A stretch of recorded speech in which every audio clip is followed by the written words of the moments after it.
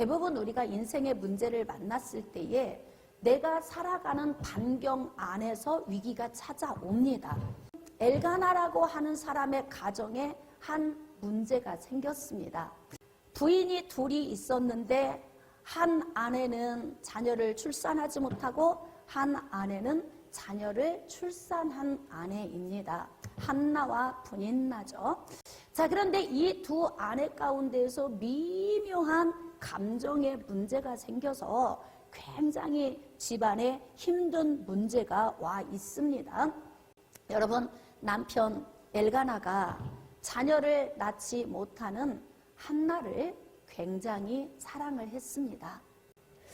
하나님의 성소로 나아갈 때마다 이 남편이 자녀들에게도 또 분인나에게도 분깃을 나누어주고, 그리고 난 다음에 자녀를 출산하지 못하는 사랑하는 한나에게는 갑절의 분깃을 나누어 줍니다. 자, 그러니까 분인나가 한나를 핍박하기 시작하는 거예요.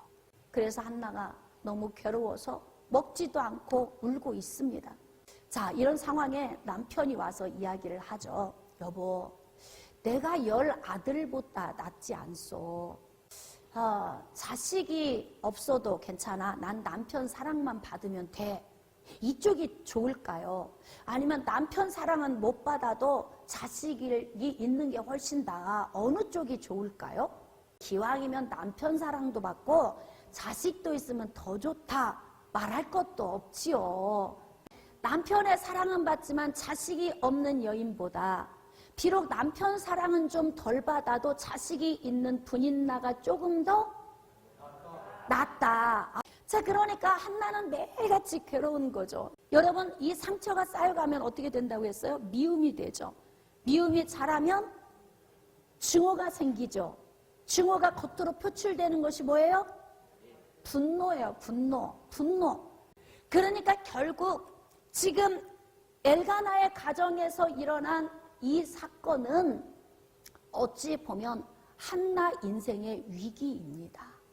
인생의 위기를 만나면 어떤 사람은 그 자리에 그냥 주저앉아 포기해버리는 사람이 있어요.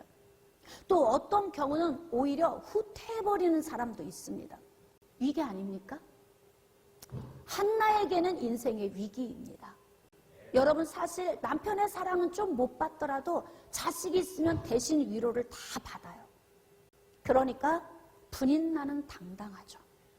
그래서 한나가 심리적인 고통 안에서 이게 해를 거듭할수록 바짝바짝 말라가면서 소망이 없이 고통스럽고 힘든 거예요.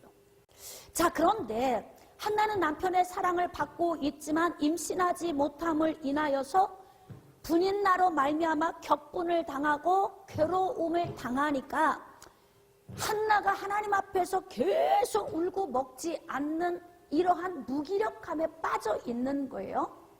자, 이렇게 무기력함에 빠져 있으면 전진할 수 없습니다. 여러분들은 이런 문제를 어떻게 해결했으면 좋겠습니까? 지금 한나에게 찾아온 이 위기를 내 인생을 반전시키는 기회로 삼는다면 어떤 방법이 있게 될까요? 여러분 어때요?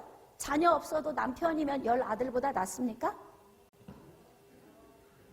아니요. 지금 이렇게 아니요라고 이야기를 하고 있어요.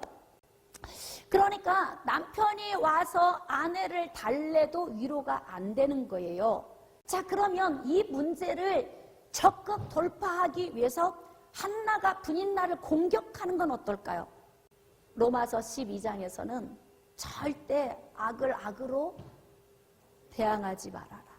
그러니까 분인나에게 공격을 하려고 해도 분인나 주변에 떡버티고 있는 자녀들이 있으니까 너무 의기소침해서 분인나와 싸울 수도 없고, 그렇다고 남편을 계속 괴롭게 고통스럽게 한다고 해도 문제 해결은 안 되죠. 그러니까 한나가 갑자기 눈물을 싹 닦고 벌떡 일어납니다.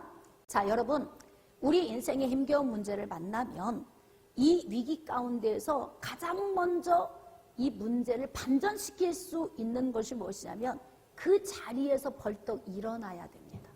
자, 그래서 무뎌진 영적 상태에서 한나가 일어나기 시작합니다. 지금 분인나라고 하는 인생의 위기의 요인을 만나고 나서야 한나가 비로소 무뎌진 자리에서 일어나는 거예요. 그러니까 그 자리에서 벌떡 일어나서 어디로 나아갔냐면 하나님께로 저벅저벅 걸어 나가는 거예요. 여러분, 여호와께 나가면 어떤 은혜가 기다리고 있겠습니까?